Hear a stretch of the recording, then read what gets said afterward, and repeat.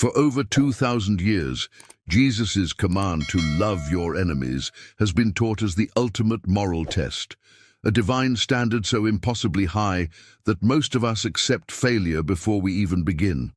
We hear those words and immediately feel the weight of inadequacy. How can I possibly love someone who betrayed me?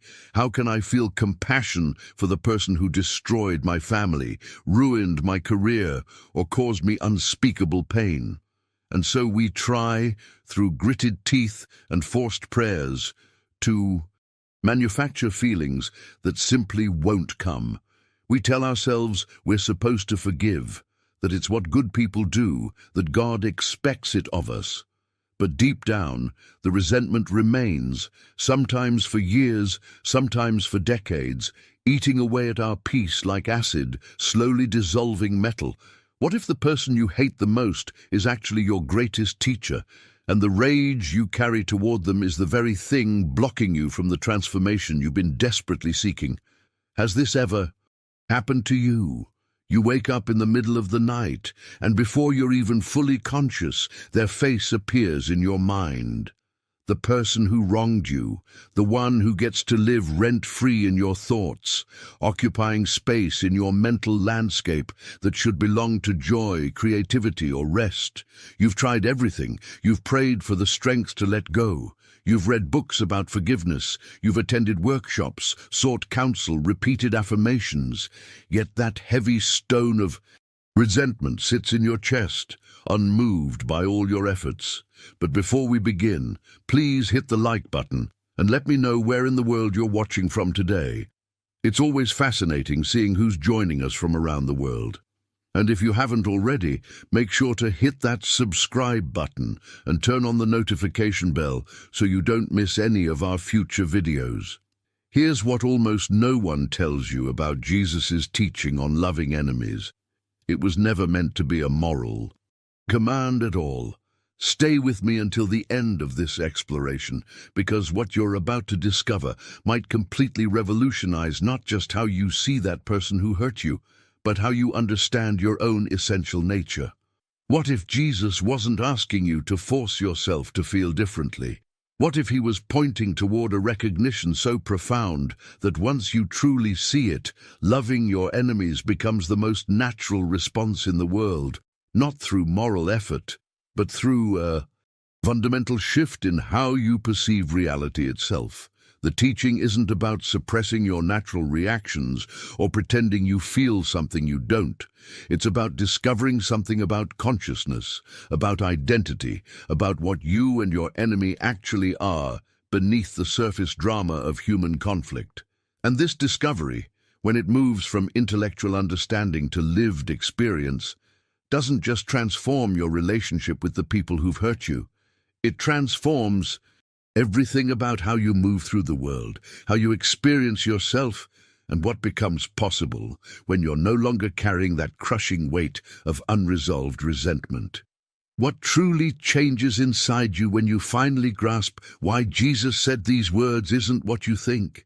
The conventional approach to this teaching has been trapping sincere seekers for centuries, and you've probably experienced this trap yourself without even realizing it. Religious tradition tells you that forgiveness is a moral obligation, something you must do because it's right, because God demands it, because your salvation might depend on it. So you stand there, facing the memory of betrayal or the presence of someone who's caused you genuine harm, and you try with everything in you to manufacture feelings of love and compassion. You repeat the words, you go through the motions, you pray for the strength to feel what you think you're supposed to feel. But here's the hidden truth behind why. This never quite works. Every single time you try to force yourself to love an enemy through sheer willpower, you're actually reinforcing the very separation you're trying to overcome. Think about what's happening in that moment. You're confirming that this person is fundamentally other than you, fundamentally opposed to your well-being, fundamentally your enemy. The harder you push yourself to generate love through moral effort, the more you cement the belief that love is absent from the situation and must be artificially created through discipline and religious duty. This is exhausting, and it's why so many people carry guilt about their inability to truly forgive. You think you're failing at a divine command, when in reality, you're simply trying to approach transformation from a level that can never produce genuine change. The mindset you're operating from treats forgiveness as an action you perform, rather than a recognition that emerges when you see clearly. Now, I want to go even deeper into this topic by exploring what Jesus was actually revealing through these words. He wasn't handing you a moral assignment to complete through effort. He was pointing towards something far more revolutionary, a recognition that dissolves the entire concept of enemy at its root. When Jesus said to love your enemies, he was inviting you to see reality the way he saw it, to recognize that the consciousness looking through your eyes and the consciousness looking through your enemies' eyes are not two separate, opposing forces locked in eternal conflict. There is one divine consciousness manifesting through infinite forms, and what you call your enemy is simply this same consciousness temporarily expressing through a wounded, confused, fearful personality. The person who hurt you hasn't become something fundamentally different from what you are. They've simply forgotten their true nature and are acting from that forgetting, from pain, from fear, from patterns inherited through generations of unconsciousness. This recognition changes everything, because love for enemies stops being something you have to manufacture and becomes something that naturally emerges when you see the shared essence beneath conflicting surface expressions. The transformation happens not through forcing yourself to feel differently, but through seeing truly what both you and your enemy actually are beneath the temporary drama of human conflict. If something in this resonates with your own journey, write in the comments. I've been trying to force it. This is the precise point where everything transforms from an impossible moral demand into a natural recognition that changes your entire experience of reality. The Christ consciousness that Jesus embodied, that awareness of unity with the divine, that unshakable peace regardless of external circumstances, was never his exclusive possession. It's the fundamental reality of what every being is beneath personality, beneath history, beneath behavior, beneath all temporary human experience. Your enemy, the person who betrayed you or caused you unspeakable pain, hasn't done anything that changes their essential nature as an expression of divine consciousness. Their harmful behavior flows entirely from forgetting this truth, from identifying completely with wounded ego and reactive patterns inherited through generations of pain. But beneath all of that, beneath the anger and the hurt and the defensive walls, the same infinite awareness that looks through your eyes also looks through theirs.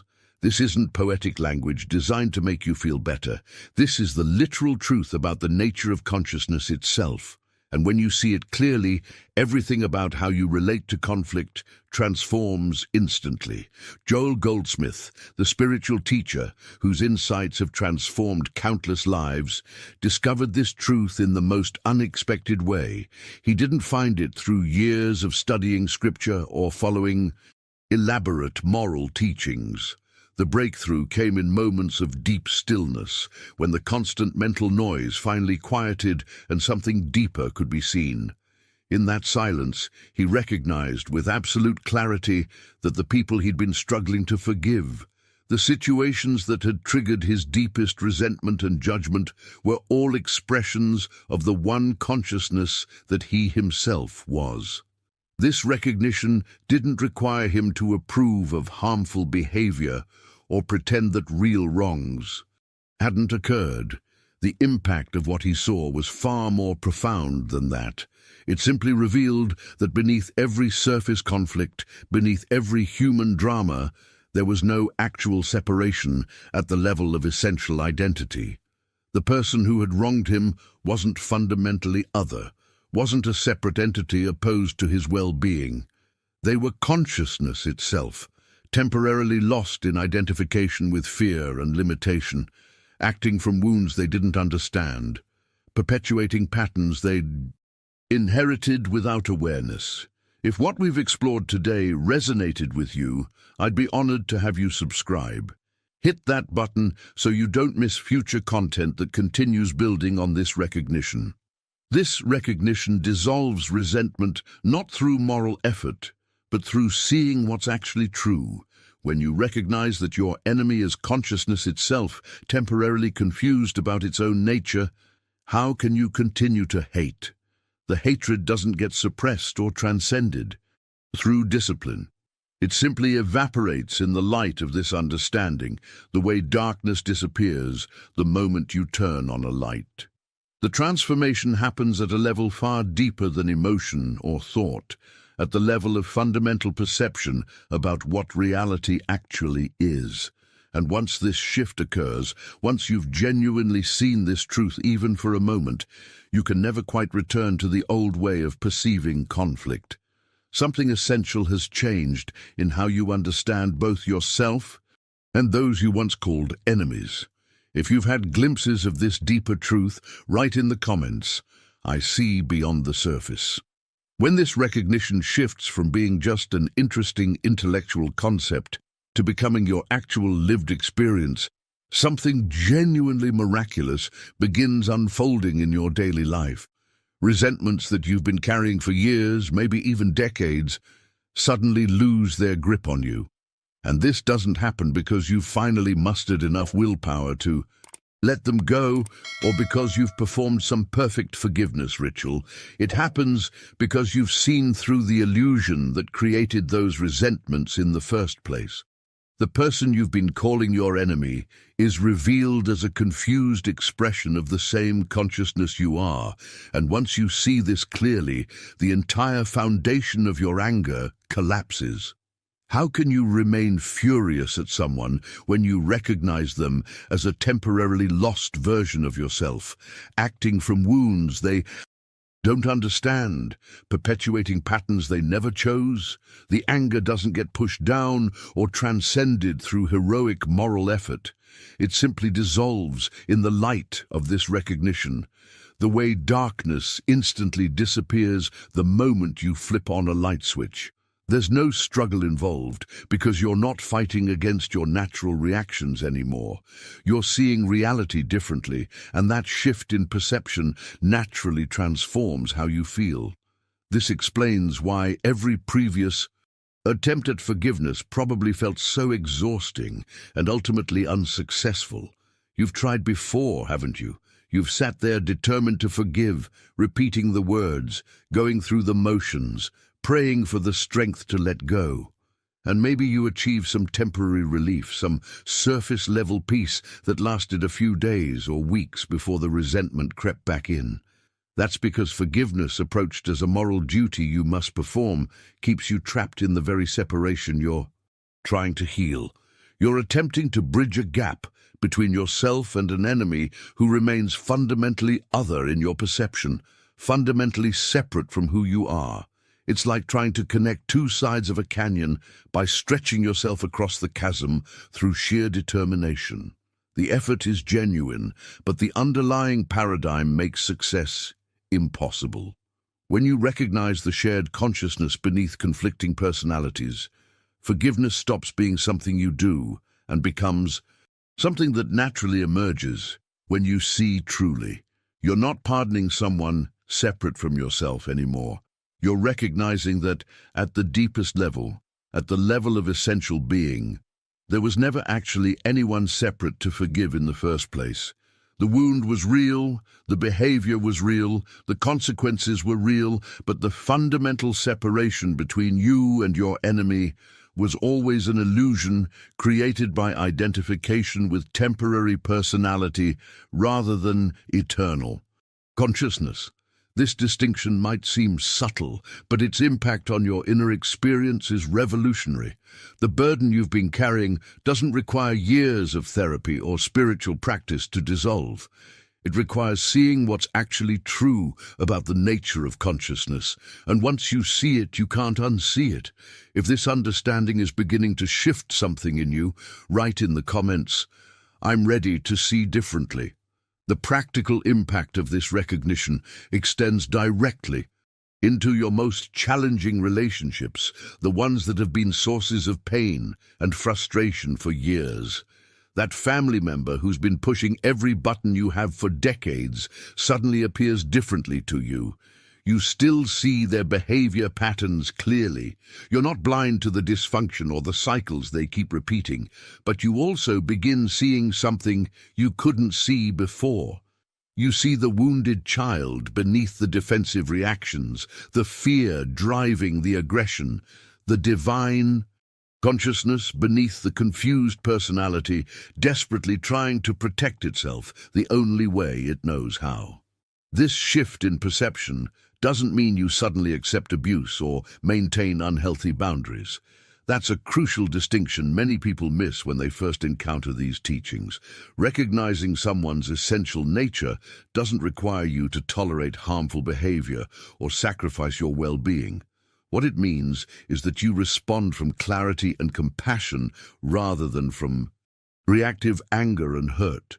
You can address harmful behavior, set firm boundaries, even remove yourself from toxic situations, all while not carrying the poison of resentment in your system. You're seeing the behavior as separate from essential identity, and that separation creates space for wise action rather than reactive patterns. Joel Goldsmith gave this quality a name that confuses people when they first hear it: divine indifference. The term sounds cold, doesn't it? It sounds like you're becoming detached, uncaring, emotionally numb to the suffering around you. But that's the exact opposite of what this actually describes. Divine indifference isn't about not caring. It's about discovering a profound inner stability that comes from recognizing your peace cannot be destroyed by anyone's behavior, because it's rooted in consciousness itself, not in circumstances. You care deeply about people and situations, perhaps more deeply than you ever have before, but you're not destabilized by them anymore. You can witness harm without being consumed by hatred. You can address wrongs without being overtaken by vengeance. You remain anchored in the recognition of what everyone truly is beneath their temporary expressions. And that anchoring gives you access to wisdom and compassion that reactive emotion could never produce. Think about what this means for how you move through your daily life. The colleague who undermines you at work still behaves the same way, but their actions no longer trigger that familiar spiral of anger and rumination that used to consume your evenings and weekends. The family gathering where that one relative always makes cutting remarks becomes something you can navigate with grace, because you're no longer taking their words as attacks on your essential being. You see them clearly, you respond appropriately, but you're not carrying their confusion as your burden. This is what living from recognition looks like in practical terms. It's not about becoming perfect or never feeling hurt. It's about discovering a foundation that remains stable regardless of the storm. And from that stability, entirely new responses become available to you. If you're beginning to experience this inner stability, write in the comments, "My peace is not dependent." The question that naturally arises is, how do you actually live from this recognition in the middle of ordinary life? When someone cuts you off in traffic and rage flashes through your body, when a colleague betrays your trust and every cell screams for revenge, how do you access this consciousness in those heated moments? Joel Goldsmith offered something beautifully practical that anyone can use immediately. He called it maintaining a listening attitude throughout your day. It's not complicated, and it doesn't require you to retreat to a meditation cushion for hours. When you encounter someone who triggers anger or judgment, you simply pause for just a breath and silently acknowledge this truth. The Christ that I am recognizes the Christ that you are beneath this behavior. You're not trying to manufacture warm feelings toward them or approve of their actions. You're not pretending that what they did is acceptable. You're simply recognizing the truth about their essential nature beneath the surface confusion. This subtle practice, repeated consistently in those triggering moments, gradually shifts your center of gravity from reactive personality to stable consciousness. It's like training a muscle. Each time you pause and make this recognition, you're strengthening your ability to see beyond the surface drama to what's actually true. If this resonated with you, leaving a like helps this message reach others who might be ready for this recognition. Let me share a story that illustrates just how powerful this shift can be when it moves from concept to lived experience.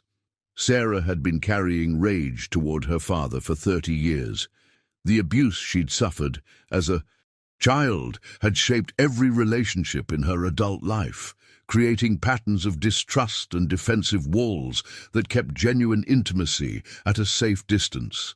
She'd done years of therapy, and it had helped her understand the patterns, helped her name what had happened to her, helped her see how the trauma had influenced her decisions. But the anger remained, burning in her chest like a fire that never quite went out. When Sarah first encountered these teachings about recognizing consciousness beneath personality, her initial reaction was dismissal and even anger.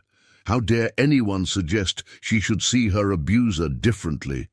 But something beneath her resistance recognized a truth in these words that went beyond moral platitudes. She began, tentatively at first, to practice seeing her father not as the monster who had harmed her, but as a deeply wounded person whose own unhealed pain had expressed itself as abuse. This recognition didn't excuse his behavior or erase the impact of what he'd done. The wounds were real, the consequences were real, and nothing about this practice minimized that truth. But what it did do was release her from the prison of resentment she'd been living in for decades. The peace that emerged wasn't something she achieved through moral effort or positive thinking. It was what naturally arose when she saw truly, when she recognized that the person who had hurt her was consciousness itself, lost in patterns of pain inherited through generations. If you've experienced or witnessed this kind of transformation, write in the comments, "Recognition sets me free." There's a crucial distinction here that many people miss when they first encounter this teaching, and it's important to address it directly, because without this clarity, the entire message can be misunderstood in dangerous ways. Recognizing the divine consciousness in everyone does not mean you accept abuse, maintain toxic relationships, or fail to address harmful behavior. This is not a teaching about becoming a doormat or allowing yourself to be victimized in the name of spiritual enlightenment.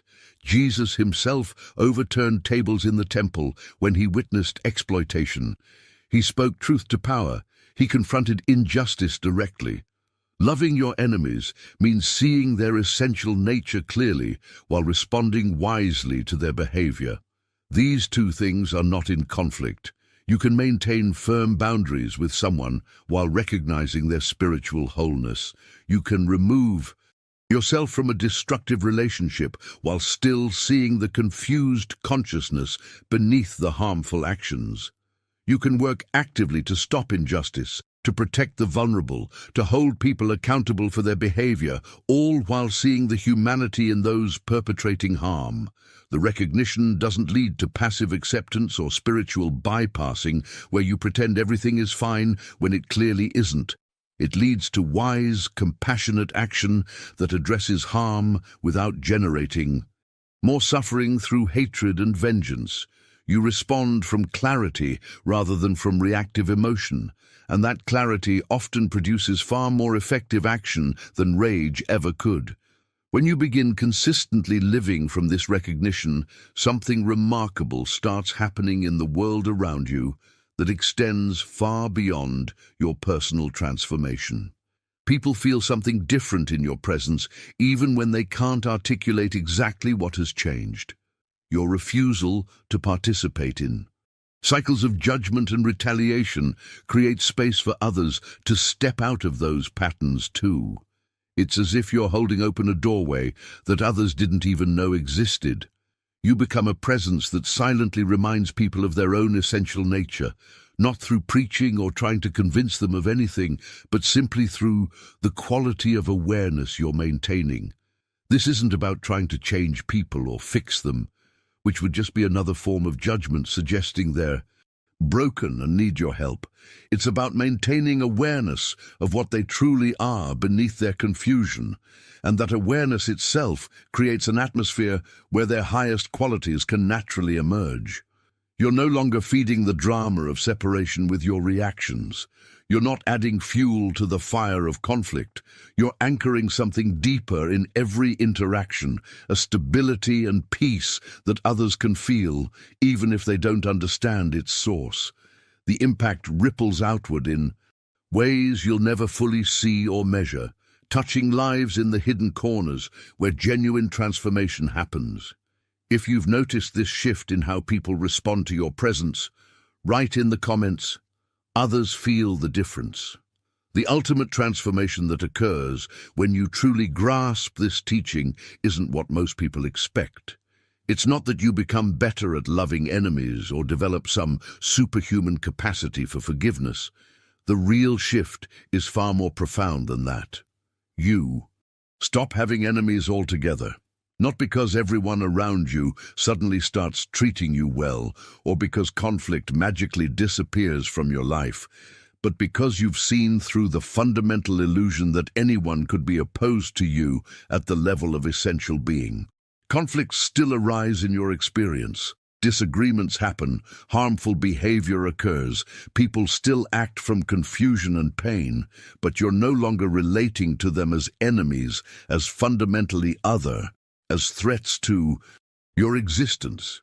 You're seeing confused expressions of consciousness, wounded personalities acting from pain and fear they don't fully understand, temporary forgetting of essential nature that shows up as harmful behavior. This shift doesn't make you naive or vulnerable to manipulation. It actually makes you more clear, more compassionate, and genuinely free from the suffering that comes from carrying hatred and judgment like heavy stones in your backpack. You can see harmful patterns more clearly because you're not blinded by reactive emotion. You can respond more effectively because you're acting from wisdom rather than from the need to defend a threatened ego. What Jesus was offering in this teaching wasn't a moral burden to carry or an impossible standard designed to make you feel inadequate. It was an invitation to recognize what you actually are beneath personality, beneath emotion, beneath all temporary human experience. When you know yourself as consciousness itself, rather than identifying primarily as a vulnerable personality constantly threatened by others, love for everyone becomes the natural expression of that recognition. Not sentimental emotion or forced affection that you manufacture through effort, but recognition of shared essence beneath all surface differences. This recognition is available to you right now in this moment. It's not something you need to develop through years of spiritual practice or meditation retreats. It's not a state you achieve after accumulating enough moral merit or religious devotion. It's what's already true about you, simply waiting for your awareness to discover it. The Christ consciousness that Jesus embodied, that capacity to love enemies, isn't his exclusive possession locked away in ancient history. It's your fundamental nature right now, and every single person who has ever harmed you or opposed you is that same consciousness temporarily lost in confusion. When you see this clearly, when this recognition becomes your lived reality rather than just an interesting idea, the entire landscape of human relationship transforms before your eyes. What was a battlefield becomes a classroom. What was endless conflict becomes endless opportunities for recognition. If you're beginning to sense this freedom emerging in your own experience, write in the comments, "I have no enemies." If you've made it this far in our conversation, I want to acknowledge something significant. You're not here by accident. There's a reason this message found you at this particular moment in your journey. The recognition we've been exploring together isn't just interesting spiritual philosophy to add to your collection of ideas. It's pointing toward the deepest truth about what you are. And something within you already knows this. That's why you're still here, still listening, still allowing these words to resonate with whatever is awakening in your awareness. I create content like this every week, diving into these transformative principles that have the power to completely reconfigure how you experience life and relationships. If what we've explored today resonated with you, if something shifted in your understanding, I'd be honored to have you join this community of people who are waking up to their true nature. Hit that subscribe button so you don't miss future explorations that continue building on what we've discovered together today. And here's how I'll know you made it all the way through. Write in the comments, "This message found me." When I see that, I'll know you received what was meant for you in this moment. Your comment also helps this video reach others who might be ready for this recognition, creating ripples that extend far beyond what we can see. If you found value in this perspective, leaving a like helps tremendously. It's a simple way of saying this matters, and it ensures that others who need to hear this will find their way here exactly when they're ready. There's a video right here that takes this understanding even deeper into practical application. It explores how consciousness transforms not just conflict, but every dimension of your daily experience. Click and continue with me over there. I think you'll find it's the perfect next step on this journey we're taking together. The consciousness that you are has always been whole. I'm simply grateful to walk alongside you as you remember what you've always known. Tonight, we're going to explore something that will fundamentally transform not just how you pray, but how you experience your entire relationship with the divine. And it all hinges on understanding three words that Jesus used with intentional precision. The Father knows. Have you ever wondered why your prayers sometimes feel like shouting into an empty void? Why, despite years of faithful petition, that desperate plea for help seems to bounce off the ceiling and fall flat at your feet? What if I told you that the very way you've been taught to pray might be keeping you from experiencing the fullness of divine connection that Jesus himself demonstrated? But before we begin, please hit the like button and let me know where in the world you're watching from today. It's always fascinating seeing who's joining us from around the world. And if you haven't already, make sure to hit that subscribe button and turn on the notification bell so you don't miss any of our future videos. Now, let me ask you something deeply personal. When you pray, do you find yourself begging, pleading, trying to convince God of your worthiness or the urgency of your need? Has this ever happened to you? You pour your heart out in desperate prayer, listing all the reasons why God should help you, why he should intervene, why he should notice your struggle. If so, you're not alone. In fact, this is how the vast majority of humanity approaches prayer. But here's the revolutionary truth that changes everything.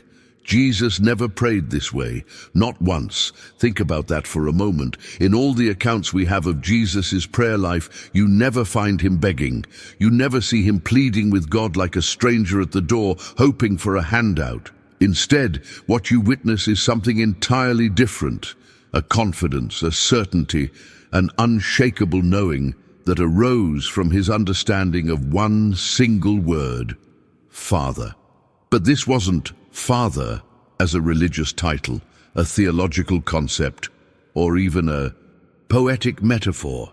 This was Father as source, as origin, as the very substance of his being. You see, when Jesus called God Father, he was revealing the most revolutionary spiritual truth ever articulated. He wasn't describing a distant deity somewhere beyond the clouds who might or might not respond to your requests if you phrase them correctly or prove yourself worthy enough. He was identifying the very nature of divine reality itself, that God is not separate from you, waiting for your prayers to reach him.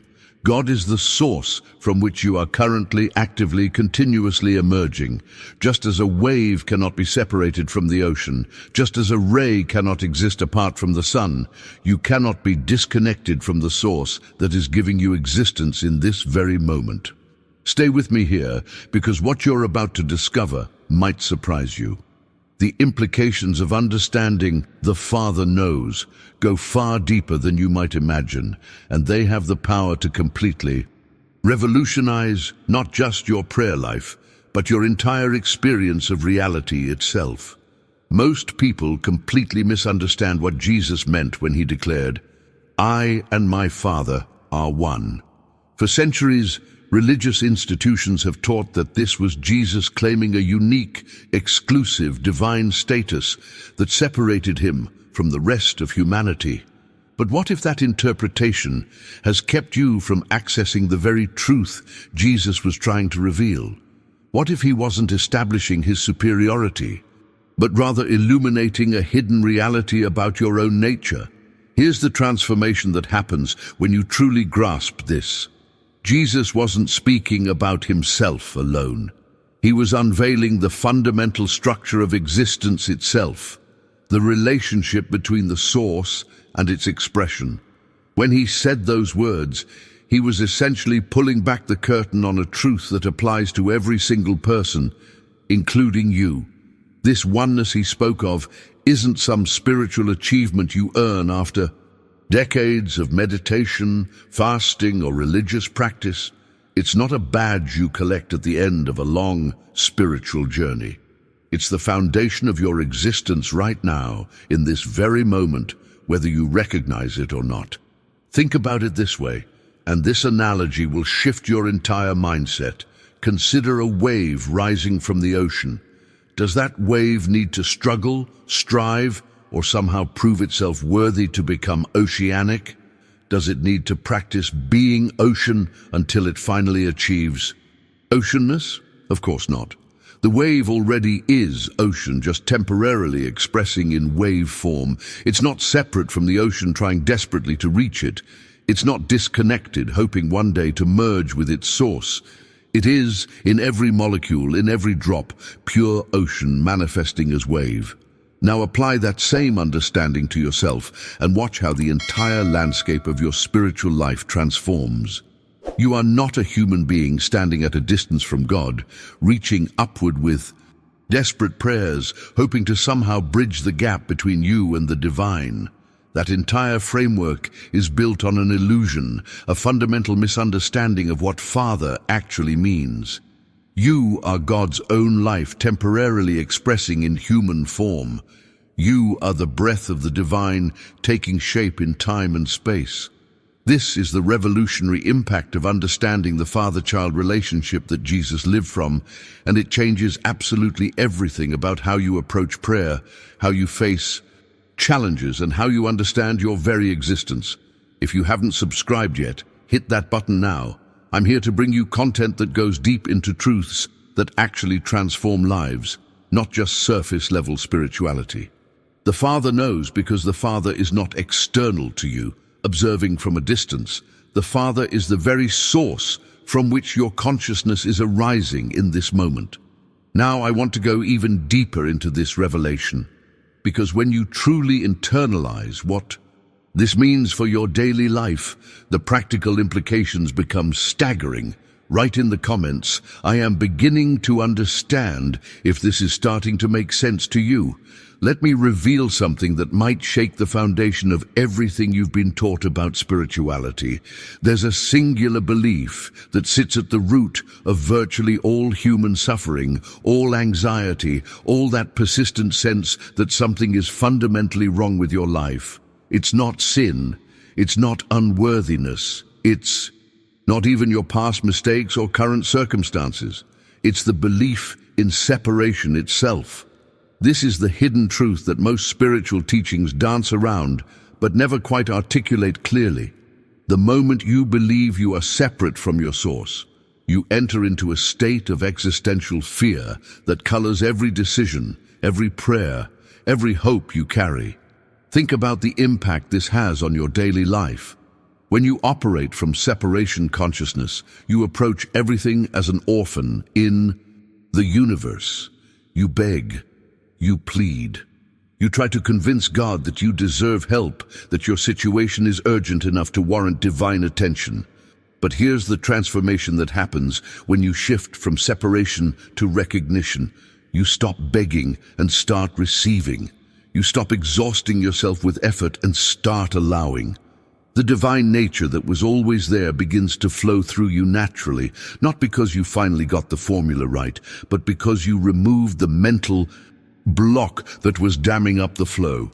Now watch how this changes the actual mechanics of prayer, the behind-the-scenes reality of how communication with the divine actually works. Someone trapped in separation consciousness approaches prayer like this. Please, God, help me with this problem. I'm struggling here. I need you to intervene. Please notice me. Please care about my situation. Do you hear the mindset embedded in those words?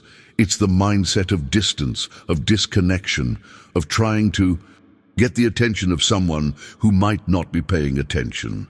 But someone who understands the father relationship prays from an entirely different foundation. They don't beg for wisdom to arrive from somewhere external. They recognize that divine intelligence is already present within them as their true nature, as their inheritance, as the very substance of their consciousness right now. This isn't positive thinking, where you pretend something is true until you convince yourself. This is recognition of what is actually real. When you recognize that the Father knows your needs before you ask, you're not engaging in wishful thinking or spiritual fantasy. You're acknowledging the structure of reality itself. A father doesn't wait for his child to perfectly articulate their needs before caring. A father anticipates, provides, nurtures by the very nature of the relationship. And when that father is the infinite source of all existence, and you are the direct expression of that source, then the meeting of your needs isn't something that might happen if you pray correctly enough. It's built into the fabric of the relationship itself. What happens next in this journey of understanding will show you exactly how this plays out in practical, tangible ways that you can apply immediately. Drop a comment saying, "I'm ready for this shift," if you're feeling the weight of this revelation. Here's where we can pull back the curtain on something absolutely fascinating about how Jesus operated. When you study the accounts of his healings, there's a pattern that emerges once you know what to look for. He never begged God to intervene from some distant heaven, not once. He didn't engage in lengthy petitions, trying to convince the Father to reach down and fix the situation.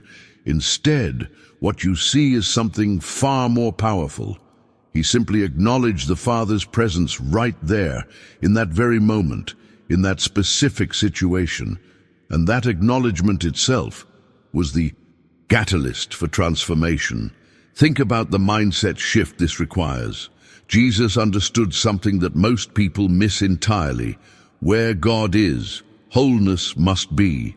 Not wholeness might arrive if we pray hard enough. Not wholeness could happen if we're worthy.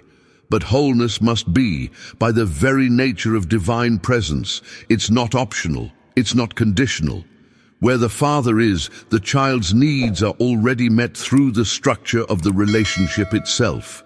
This isn't wishful thinking or spiritual bypassing of real problems. This is understanding the mechanics of how reality actually operates at its deepest level. Now, I want you to feel the contrast between these two approaches, because the impact on your inner state is dramatic. You've been conditioned through years of religious teaching and cultural programming to seek God's help as if you were fundamentally separated from divine supply. You approach prayer like someone standing outside a locked door, knocking desperately, hoping someone inside will hear you and decide you're worthy of assistance. Every prayer becomes anxious effort. Every petition carries the underlying fear that maybe this time your need won't be met. Maybe this problem is too big. Maybe you've used up your quota of answered prayers. But watch what happens when you grasp the Father relationship the way Jesus understood it. A father's resources aren't distributed to his children based on their performance or their ability to articulate needs correctly. The inheritance isn't earned through worthiness or granted as a reward for good behavior. It flows naturally through the simple fact of relationship. You are the child. The father's resources are already yours by the nature of that connection. When this truth penetrates your consciousness at a deep level, your entire prayer life undergoes a profound transformation. You shift from begging to recognition. You move from anxious effort into restful knowing. You stop trying to get God to notice you and start acknowledging what is already present and active in your life right now. This restful knowing isn't passivity or resignation. It's the most powerful stance you can take because it aligns you with how divine supply actually operates. When you rest in the knowing that the Father already knows, already provides, already moves on your behalf by the nature of your relationship, you create the inner space for that supply to manifest in tangible ways. The practical applications of this understanding go deeper than you might imagine, and they touch every area of your life where you've been struggling. Leave a comment with "The Father knows" if this is beginning to resonate with you on a deeper level. Let me share with you the secret that has the power to completely revolutionize not just your prayer life, but your entire approach to spiritual growth. When you pray acknowledging God as Father in the way Jesus actually meant it, something radical happens in your consciousness. You're no longer trying to get God to do something for you. You're not attempting to manipulate divine will or convince a reluctant deity to intervene. Instead, you're engaged in something far more profound. You're remembering what is already true. You're recalling a reality that exists whether you acknowledge it or not. Divine life is already flowing through you with every breath. Divine wisdom is already present as the intelligence operating your body, beating your heart, growing your cells. Divine substance is already expressing as your being right here, right now, in this very moment. Do you see the transformation in mindset this creates? Most people exhaust themselves with spiritual striving, climbing what they imagine is a ladder reaching up to God in some distant heaven. They read another book, attend another seminar, master another meditation technique, all in hopes of finally bridging the gap, finally achieving the connection they desperately seek. But here's the revelation that changes the entire journey. You are not climbing toward anything. You are awakening to something that has always been true. You have never been separate from your source, not for one single moment of your existence. Think about how a child comes into being. Does an infant need to strive, struggle, or prove themselves worthy to become their father's offspring? Do they need to achieve some level of spiritual maturity before the relationship becomes real? Of course not. They simply are the Father's child by the very nature of birth. The relationship isn't earned, it's inherent. It's built into the structure of their existence from the first moment of conception. Now apply that same understanding to your relationship with the divine, and watch how the burden of spiritual effort begins to lift from your shoulders. You are God's expression by the very nature of existence itself. This isn't something you achieve tomorrow or next year after you've meditated enough, prayed enough, or purified yourself enough. This is the foundation of your being right now. The Father knows because you are not separate from the Father, trying to get his attention. You are the Father's life, taking temporary form in time and space. Every quality you've been seeking externally, every divine attribute you've been trying to acquire through spiritual practice is already present as your true nature. The impact of truly grasping this goes beyond what most spiritual teachings even touch on, because it dissolves the very premise that keeps people trapped in cycles of seeking without finding. What this means for your daily decisions, your responses to challenges, and your entire experience of being alive becomes clearer when you see how this understanding operates in real situations. Comment, "I remember now," if this truth is stirring something deep within you.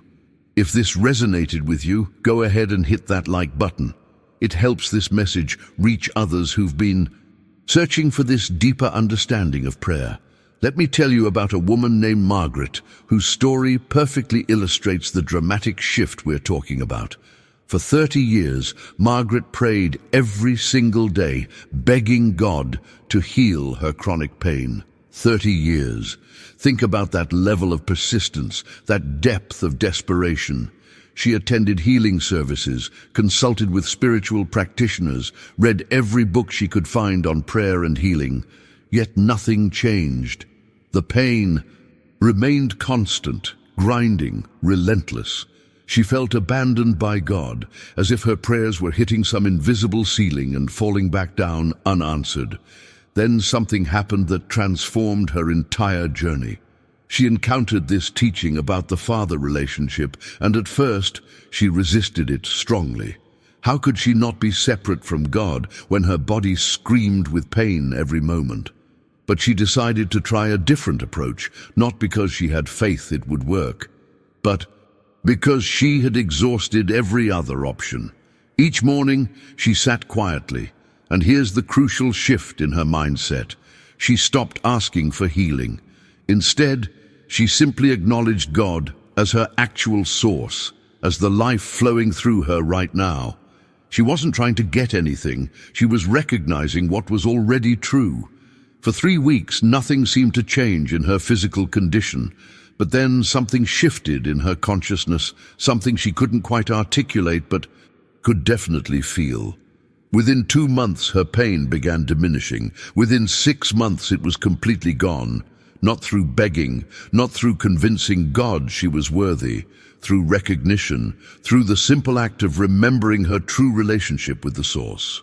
Now consider Thomas, whose story reveals how this principle operates in the realm of practical affairs and business decisions. Thomas struggled with business failure for years, watching his company hemorrhage money while his family's security crumbled around him. He prayed constantly, desperately asking God to send customers, to improve sales, to solve his financial crisis. His prayers felt like shouting into an empty void, and the harder he tried, the worse things seemed to get. When he discovered this teaching about the Father principle, he made a radical decision to completely change his approach. He stopped begging for business success. Instead, he spent time each day recognizing that divine intelligence was his. True mind, that infinite supply was his actual substance. He wasn't pretending or using positive affirmations. He was acknowledging a reality that existed whether his bank account reflected it or not. Gradually, over 8 months, opportunities began appearing. Connections formed naturally. His business stabilized completely. The impact wasn't instantaneous magic, but it was real, tangible transformation rooted in a shift of consciousness. What both these stories reveal is something crucial about how this understanding operates in real life, behind the scenes of what we see with our physical eyes. The transformation is always consciousness first, then conditions second. When you stop approaching God as a separate entity, you need to convince and start recognizing the Father relationship as your actual reality. Something fundamental changes in how you move through the world. Type consciousness first in the comments if you're seeing how this pattern works. There's a statement Jesus made that most people read right past without grasping its revolutionary implications. He said, "Your Father knows what you need before you ask Him." Think about what that actually means for a moment.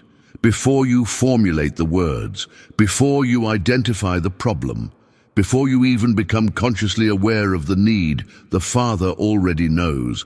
Not because the Father is watching from a distance, monitoring your life like some cosmic surveillance system, but because the Father is the very source of your being, the intelligence that animates your existence. A good father anticipates the needs of his children without being told. He sees patterns, senses shifts, provides before the request even forms. Now amplify that understanding to the level of divine intelligence. The source that is giving you existence in this very moment, that is breathing your breath and thinking your thoughts through you, already knows every requirement of your being. It knows what you need tomorrow, next week, next year. Not as information gathered externally, but as intimate knowledge that comes from being the life itself that's living as you. This completely transforms the issue at hand. The issue is never getting God to help you. That's the wrong question entirely. The issue is recognizing the help that is already present, already active, already moving on your behalf through the Father relationship. Can you feel how this shifts your entire approach to challenges? When you understand that the Father knows before you ask, prayer stops being about information transfer. You're not updating God on your situation. You're not explaining why you need help. You're recognizing a reality that already exists. You're aligning your consciousness with what is already true behind the scenes of your visible circumstances. Now let me take you deeper into what this means for your actual nature. Consider how inheritance works in human families. A child inherits the qualities of their father naturally, automatically through the simple fact of biological connection. They don't have to earn those inherited traits. They don't have to prove themselves worthy of having their father's eyes or their father's abilities. The inheritance flows through the relationship itself. Now apply that same principle to your relationship with the divine and watch how it transforms your understanding of who you are. If God is your true Father, and we've established that this isn't metaphor, but the actual structure of reality, then divine qualities are your nature, not your potential nature, not what you might become if you work hard enough, your actual nature right now. Peace is not something you must acquire through years of struggle and spiritual discipline. It's your inheritance. Wisdom is not something you lack and need to accumulate through study. It's your birthright as God's expression. Love, joy, abundance, creativity, all of these are not distant goals you're trying to reach. They're the qualities of your source, and therefore they're already present as your true being. The transformation happens when this stops being a nice idea and becomes your living consciousness. When you begin making decisions from the awareness that divine qualities are your inheritance, you stop living from fear and limitation. You stop approaching life as if you're fundamentally lacking and need to fight for every scrap of good. Instead, you move through life with the quiet confidence of someone who knows their true nature. The practical implications of living from this awareness reach into every decision you make, every relationship you navigate, every challenge you face. Write, "This is my inheritance," if you're beginning to own this truth. Now let me give you something practical, something you can implement immediately that will begin shifting your consciousness from separation to recognition. What I'm about to share isn't complicated, but don't let its simplicity fool you. The most profound transformations often come through the simplest practices, repeated consistently until they rewire your entire way of perceiving reality. Every morning before your day begins, before you check your phone, before you dive into the demands and decisions that await you, sit quietly for 10 to 15 minutes. And here's what makes this different from most meditation or prayer practices. You're not going to ask God for anything. You're not going to present your list of needs or concerns. Instead, you're simply going to acknowledge what is already true. Speak this truth silently to yourself. God is my life right now, my breath, my consciousness, my very being. Feel the weight of those words. You're not hoping this becomes true. You're recognizing what is true whether you acknowledge it or not. As you sit there, thoughts of problems will inevitably arise. Your mind will want to drift to that difficult situation at work, that relationship challenge, that financial concern. This is completely natural. Don't fight these thoughts or judge yourself for having them. Instead, gently return to recognition. Silently remind yourself, my Father is present here as my true nature. You're training your awareness to see beyond the appearance of problems to the reality of divine presence. This is the practice of the presence, and it's how you begin to live from a completely different foundation. Now, here's what's crucial about this practice. Commit to doing it daily for at least 30 days without judging whether it's working.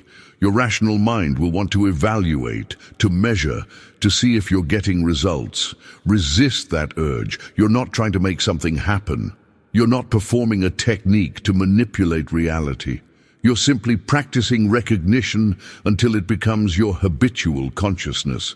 Until seeing the Father's presence becomes more natural than seeing only problems and limitations. The transformation that emerges from this consistent practice leads to something that most people spend their entire lives seeking: ultimate freedom.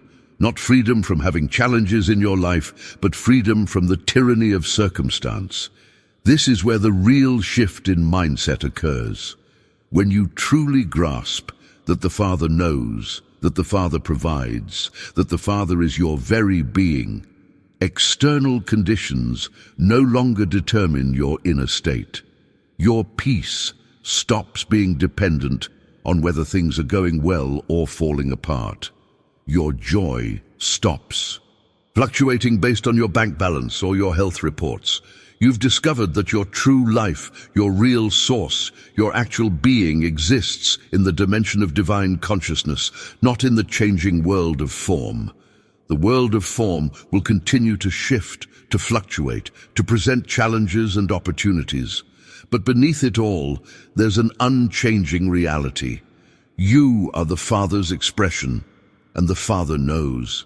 This knowing isn't information. It's the very structure of your existence. When this becomes your lived experience rather than just an intellectual concept, you move through life with a quality of presence that impacts everyone around you.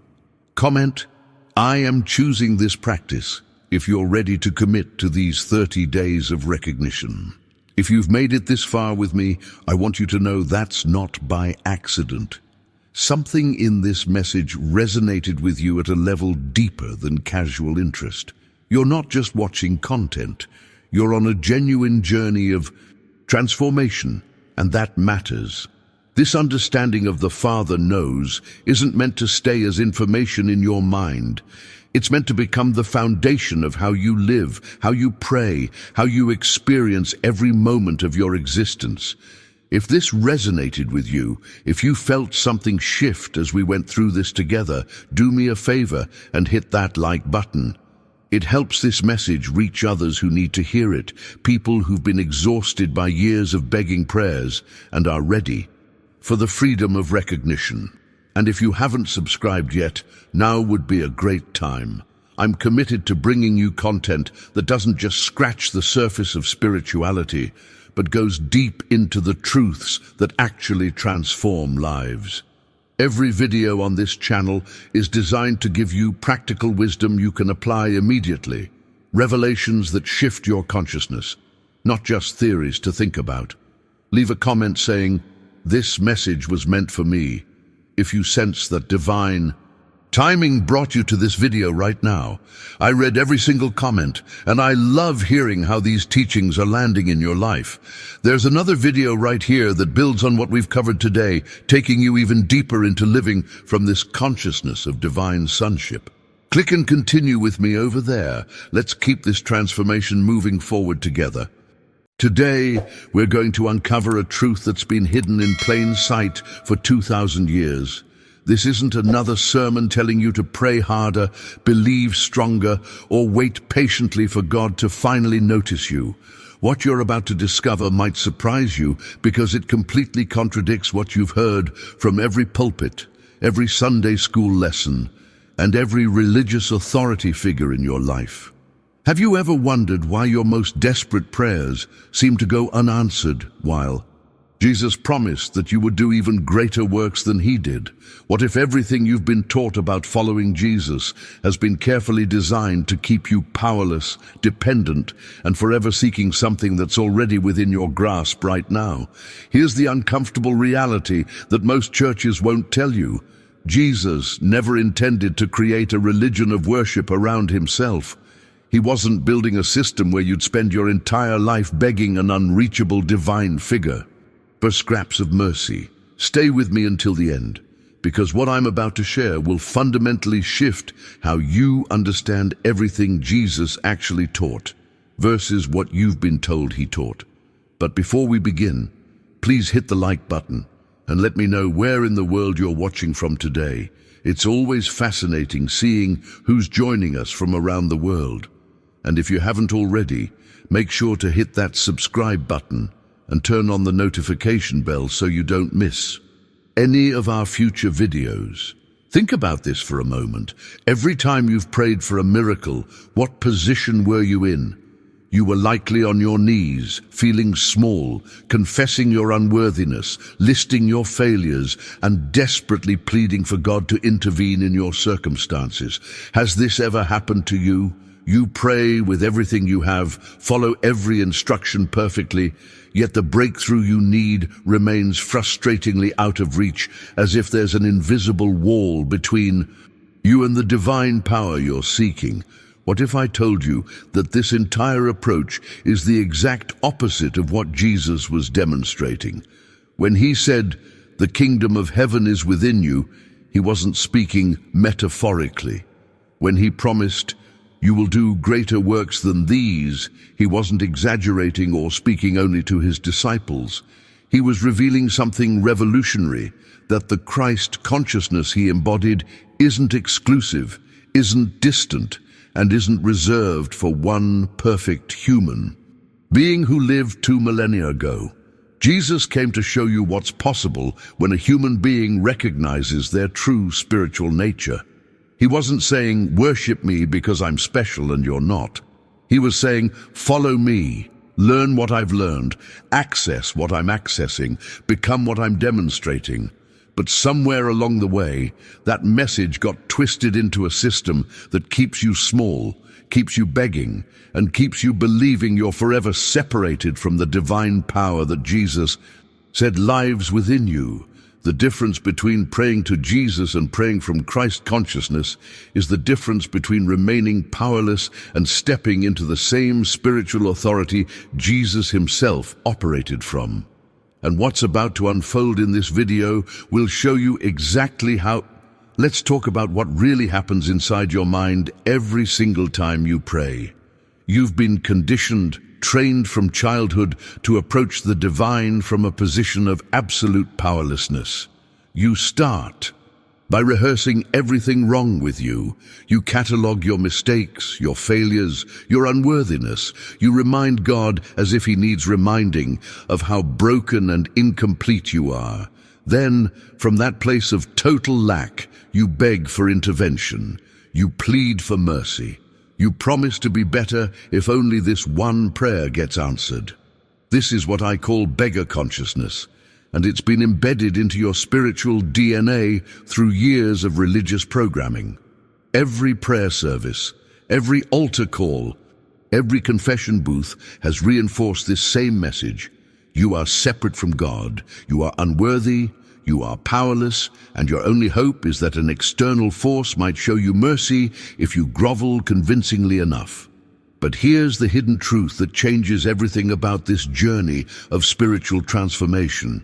When Jesus said, "The kingdom of heaven is within you," he wasn't delivering a beautiful metaphor for Sunday morning inspiration. He was revealing the fundamental mechanics of how spiritual reality actually operates. The kingdom isn't somewhere else. It isn't locked behind pearly gates waiting for you after death. It isn't controlled by religious authorities who hold the keys to your salvation. It's within you right now, in this very moment. Think about the profound impact of what this actually means. Christ consciousness, the state of awareness where miracles flow naturally, isn't something Jesus possessed exclusively because he was special and you're not. It's your Birthright, your true nature, the essence of who you actually are beneath all the conditioning and religious programming that's been layered on top of it. Every time you pray from that beggar mindset, you're making a declaration to the universe about who you believe yourself to be. You're affirming that you're incomplete, that you're broken, that you're separate from divine supply. And here's where it gets really interesting. Consciousness, being the creative force that it is, immediately goes to work manifesting more evidence of exactly what you're declaring. You pray for abundance while declaring you're in lack.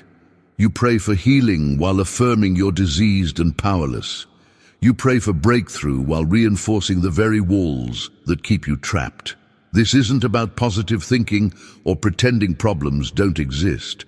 This is about understanding that the miracles you've been seeking outside yourself have always been within, waiting for you to recognize them. The transformation doesn't happen through more intense begging or more fervent petition. It happens through a complete shift in consciousness, a fundamental change in how you understand your relationship with the divine. Now, I want to go even deeper into this revelation, because what most people don't realize is that this beggar consciousness doesn't just affect your prayer life. It shapes your entire reality, every decision you make, every relationship you enter, every opportunity you see or miss. The consciousness you hold becomes the lens through which you experience everything. Write in the comments, "My consciousness is shifting," if this is beginning to reshape how you see your spiritual journey. So what does real prayer actually look like when you strip away all the religious theater and get down to the raw spiritual mechanics? It's not about asking at all. True prayer is recognition. It's aligning your awareness with what already exists in spiritual reality, not begging for something to come into existence. Let me make this practical for you, because this mindset shift is where the real transformation happens. When you're facing a health crisis, traditional religion teaches you to catalog every symptom to God, describe how much pain you're in, explain how desperate your situation is, and then beg for healing. But every word of that petition is actually reinforcing the problem. You're giving power to the disease. You're declaring it as real and threatening. You're affirming your powerlessness in the face of it. If you want to continue exploring these hidden truths that actually transform your life, hit that subscribe button. There's so much more here that will shift how you experience reality.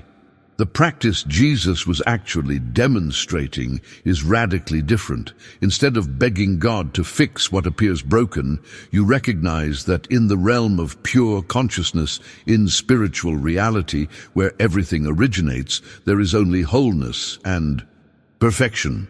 Disease doesn't exist there, lack doesn't exist there, limitation doesn't exist there. As you hold that recognition, as you rest in that awareness without fighting the appearance or fearing it, something extraordinary begins to happen. The body starts reflecting the consciousness you're holding, because physical form always follows consciousness. This is spiritual law, not religious hope. This is the hidden truth that religious institutions have worked tirelessly to keep buried. Because once you understand it, you don't need them anymore.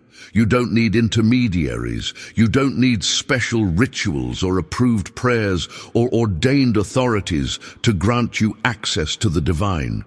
You have direct access right now, in this moment, through your own consciousness. And this brings us to something crucial about how Jesus positioned himself in relation to you. He never said, "Worship me and stay small." Those weren't his words or his intention. What he actually said was, "Follow me." Think about the massive difference between those two approaches. Worship keeps you at a distance, looking up at someone infinitely above you, hoping they'll notice you. Follow means come with me, learn what I'm learning, do what I'm doing, access what I'm accessing. Jesus was demonstrating a spiritual technology that every human being has access to. When he promised, "You will do greater works than these," he meant it literally, not as some impossible exaggeration. He was showing you the blueprint for how consciousness operates, how miracles manifest, how divine power flows through a human being who understands their true nature. This transformation from worshipper to practitioner is exactly what threatens institutional control, because awakened people don't need permission to access the divine. The journey from powerless beggar to empowered spiritual being isn't about achieving some special status or becoming holier than others. It's about recognizing what's already true, what's always been true about who you actually are beneath all the religious programming. Every decision you make about whether to beg or recognize, whether to worship from a distance or follow into the same consciousness, shapes the reality you experience. What happens when you actually begin practicing this recognition instead of petition? When you start following Jesus' example instead of just worshiping his image? The impact on your daily life, your relationships, your health, your sense of purpose becomes undeniable. But there's something even deeper happening behind the scenes that most people never discover, and it has to do with how consciousness itself operates as the creative force in your life. Drop a comment saying, "I choose recognition," if this distinction between petition and recognition is clicking for you. Let me tell you something about the cross that will completely shift your understanding of what Jesus was actually demonstrating. Everything you've been taught about why Jesus died has been carefully constructed to keep you trapped in perpetual guilt and dependency. The traditional story goes like this. God was so furiously angry about humanity's sin that he required a blood sacrifice, and Jesus took the punishment you deserved so you could escape divine wrath. That narrative turns God into a vengeful tyrant and you into a condemned criminal who can only survive through someone else's suffering. But that's not what the cross demonstrates at all. Jesus wasn't appeasing an angry deity or paying off some cosmic debt. He was proving something far more profound about the nature of consciousness itself. He went through humanity's ultimate fear, physical death, and emerged on the other side to show you that your true identity is indestructible. You are not this temporary body that experiences pain, aging, and eventual dissolution. You are eternal consciousness having a temporary human experience. This revelation changes everything about how you understand suffering, challenges, and what you perceive as problems in your life. When difficulties arise, you're not being punished by a judgmental God testing your worthiness or paying you back for past mistakes. That entire framework keeps you imprisoned in fear and powerlessness. What's actually happening is something much more mechanical, much more predictable, and ultimately much more empowering. You're experiencing the external manifestation of whatever consciousness you've been holding. This is where the real transformation in your mindset begins, because once you grasp this spiritual law, you realize that changing your external circumstances isn't about manipulating the physical world or convincing God to intervene. It's about shifting the consciousness that's creating those circumstances in the first place. Think of it like this. Consciousness operates with the same consistency as gravity. When you hold an object and release it, you don't have to convince gravity to work or pray that the object falls. It falls because that's how physical law operates. In the same way, whatever you hold in consciousness must manifest in your external experience because that's how spiritual law operates. The external world has no choice but to reflect your internal state.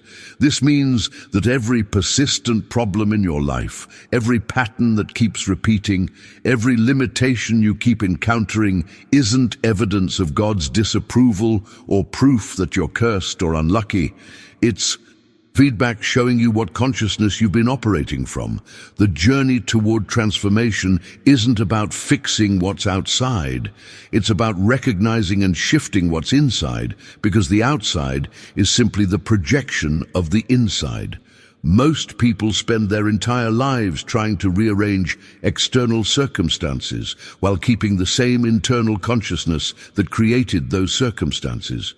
They pray for financial breakthrough while maintaining poverty consciousness.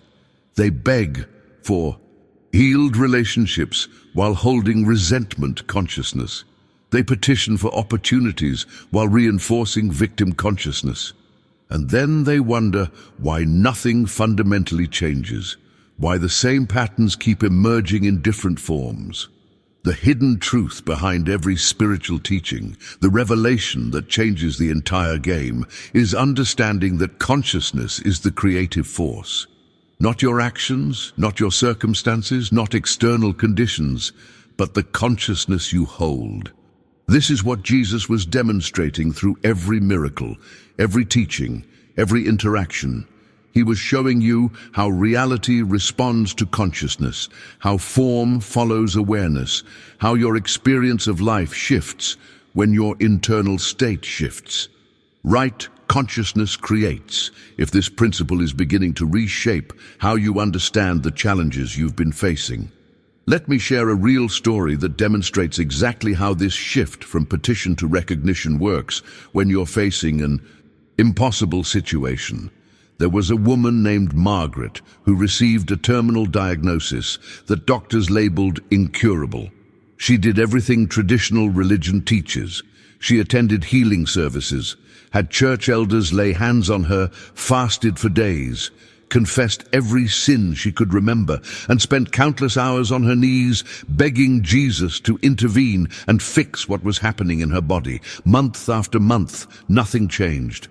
Her condition continued deteriorating. The despair was overwhelming because she'd followed every instruction perfectly, prayed with absolute sincerity, believed with everything she had. Yet the miracle remained frustratingly out of reach. She was exhausted from the journey, depleted from the constant battle, ready to give up entirely. Then something shifted in her understanding. She stopped cataloging her symptoms to God. She stopped describing how much pain she was in. She stopped begging for intervention. Instead, she began practicing something completely different. Every morning, she would sit in silence and recognize one simple truth. In spirit, there is no disease. She wasn't denying the physical symptoms or pretending they didn't exist. She was making a profound decision about what she would give ultimate authority to in her consciousness. The transformation didn't happen overnight like some charismatic miracle story. It unfolded gradually as her internal state shifted. First, the fear dissolved. Then the mental anguish began to lessen. Within 2 months, her doctors were completely baffled to find no trace of what they had confidently declared incurable. But here's what's crucial to understand about what actually happened. Margaret didn't get healed in the traditional sense of an external force fixing her broken body. She recognized that she'd never been separate from wholeness. The body simply reflected the change in consciousness. This is the practice of presence that changes everything, and it's the exact opposite of what you've been taught prayer should look like. Traditional prayer is you talking at God, presenting your wish list of needs and desires, explaining your problems in elaborate detail, and hoping someone out there is listening and cares enough to respond. You're having a one-sided conversation with a deity you imagine is somewhere far away, separate from you, occasionally intervening if you say the right words or demonstrate enough faith. If this video opened something in your awareness, hit that like button. It helps this message reach others who are ready for it. But real spiritual practice flips that entire approach. It's about becoming silent enough to listen. It's about recognizing that the presence you've been desperately seeking outside yourself is actually the essence of who you are. This isn't some abstract theological concept or poetic metaphor. This is the practical mechanics of how consciousness operates and how transformation actually happens. When you truly grasp that, Christ consciousness isn't something Jesus possessed exclusively 2,000 years ago, but is actually your consciousness right now. Everything about your spiritual journey shifts. You stop asking for things as if you're separate from the source of supply. You start receiving awareness of what already exists in the invisible realm of spirit. The miracles don't come from outside you. They emerge from within as you align with what's already true in consciousness. The hidden truth behind every manifestation, every healing, every breakthrough is this: physical form follows consciousness with absolute consistency. You can't force transformation by manipulating external circumstances. The impact happens when you shift what you're holding internally, and then watch as reality rearranges itself to match that internal shift. Type, "I'm listening now," if you're ready to practice presence instead of petition. Now here's where this gets really interesting, because there's a practice that completely inverts how you've been trained to handle problems. When something difficult appears in your life, whether it's a health crisis, a financial emergency, or a relationship falling apart, your immediate instinct is to fight it. You either physically battle against the circumstances, or you pray desperately for God to remove it. But here's what's happening behind the scenes that you probably don't realize. Every time you fight a problem, every time you focus all your energy on combating it, you're actually declaring that it has power. You're giving it authority over your consciousness. You're affirming it as real and threatening. This is the hidden truth that shifts everything about your approach to challenges. In spiritual reality, in the realm where consciousness is the only actual cause, the problem doesn't exist. It exists only in the realm of appearance, not in the realm of truth.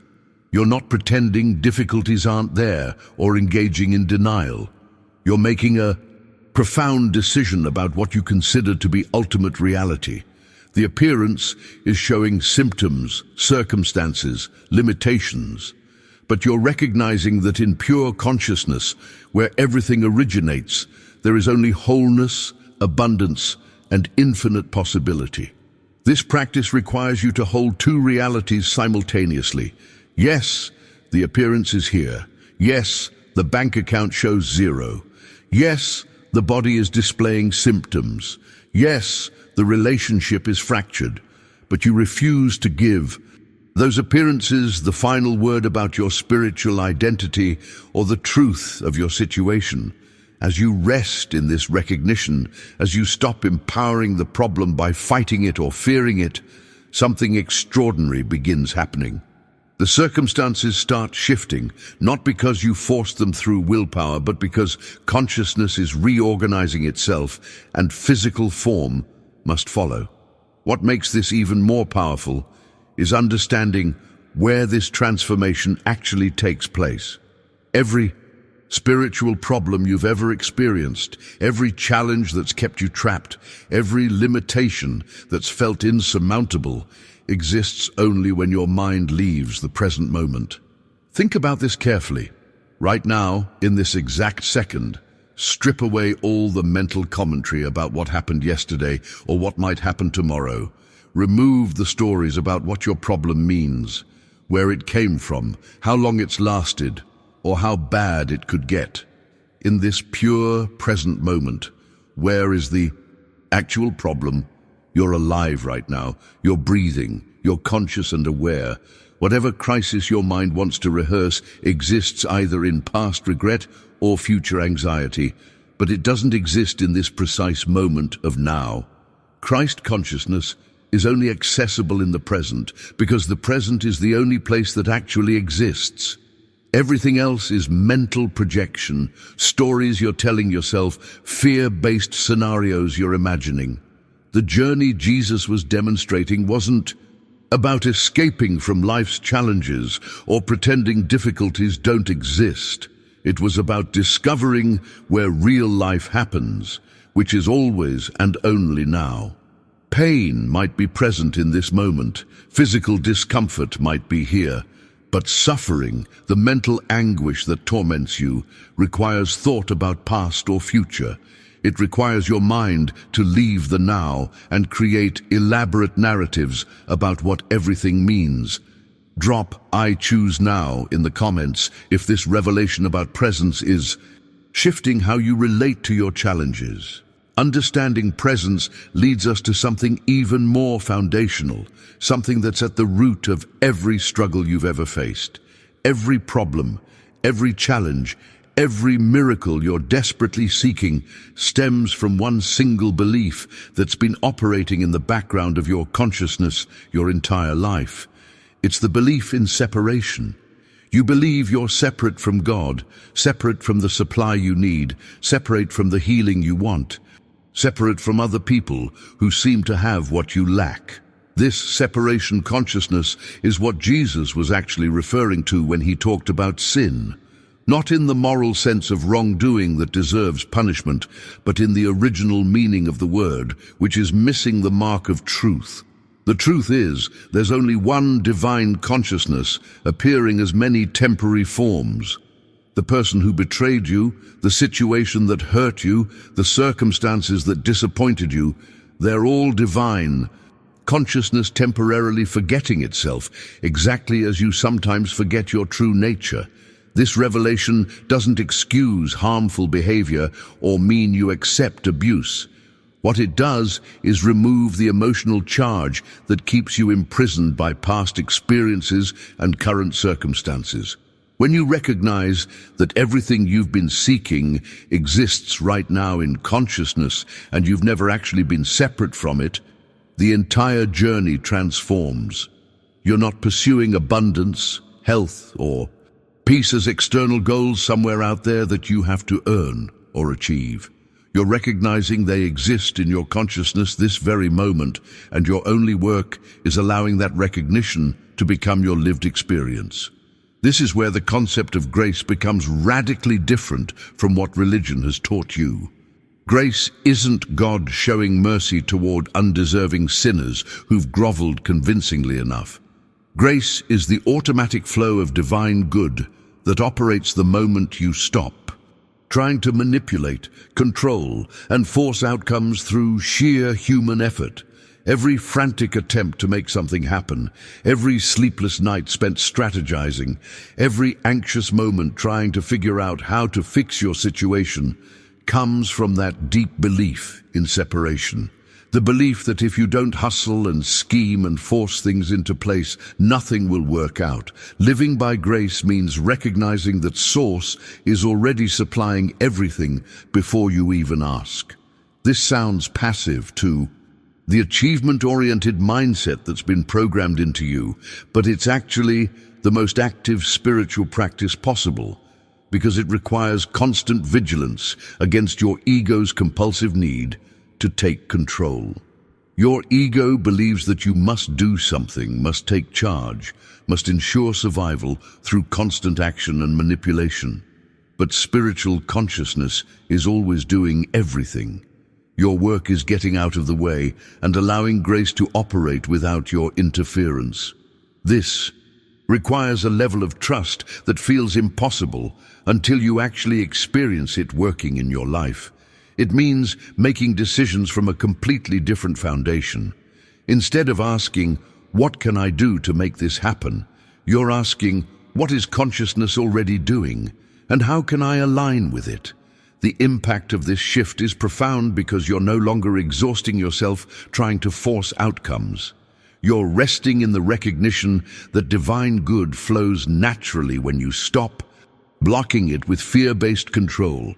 Write, "I trust the flow," if you're ready to release control and allow grace to operate in your life. Now here's something crucial that nobody warns you about, and it's the reason so many people abandon this entire practice right when it's about to break through. When you first start practicing this shift in consciousness, when you move from petition to recognition, from separation to oneness, from control to grace, your circumstances might actually get worse before they improve. This isn't failure. This isn't evidence that you're doing something wrong or that the practice doesn't work.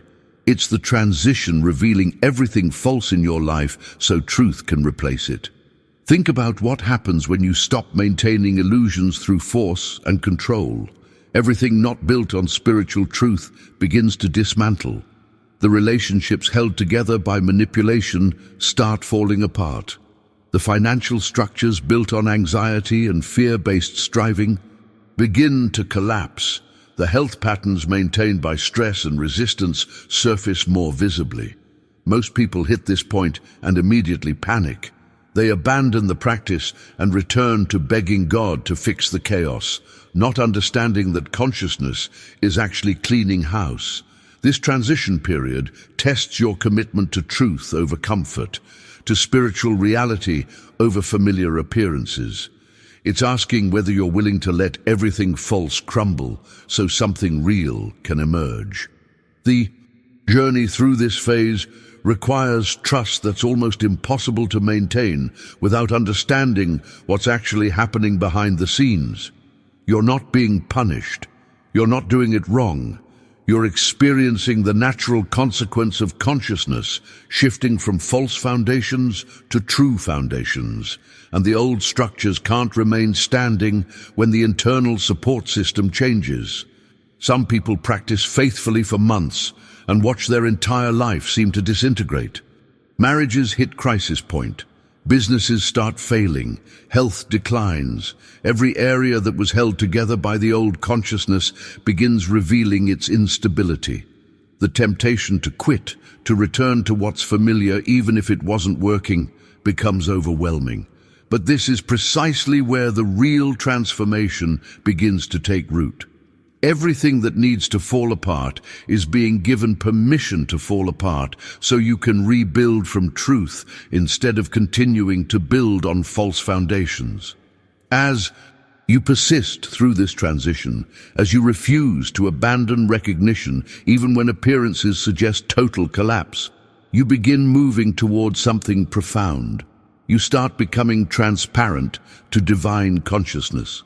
This isn't about achieving some special spiritual status or becoming holier than other people. It's about becoming so established in Christ consciousness, so clear of personal agenda and ego-driven motivation, that divine consciousness can operate through you without obstruction. This is the same state Jesus demonstrated, and it's not reserved for ancient prophets or specially chosen people. It's available to you through persistent recognition of what's already true. You don't achieve transparency through effort or technique. You achieve it by continuously releasing everything false until only truth remains. And that process happens naturally as you practice presence consistently, day after day, choosing recognition over petition, choosing truth over comfortable illusions, choosing to trust the process even when everything seems to be falling apart. Type, "I'm staying faithful," if you're committing to this journey even through the transition period. If you're still here with me, you've just taken a journey that most people will never experience because they're too comfortable staying inside the familiar cage of traditional religious thinking. What we've explored today isn't just information that sits in your mind and fades away by tomorrow. This is transformation waiting to happen in your life the moment you begin practicing what you now understand. This channel exists to bring you these hidden truths that have been buried under centuries of institutional control, to give you practical spiritual insights that actually work when you apply them. If this resonates with you, if you want to continue exploring the revelations that change everything about how you experience reality, go ahead and subscribe.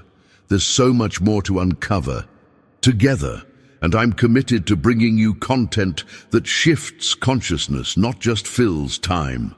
Drop a comment right now saying, "This message was meant for me, so I know you made it all the way through." I read every single comment. And there's something powerful about declaring your commitment to this path publicly. It anchors the decision in your consciousness and lets me know these teachings are landing where they need to land. And if this video opened doors in your awareness that have been locked for years, hit that like button.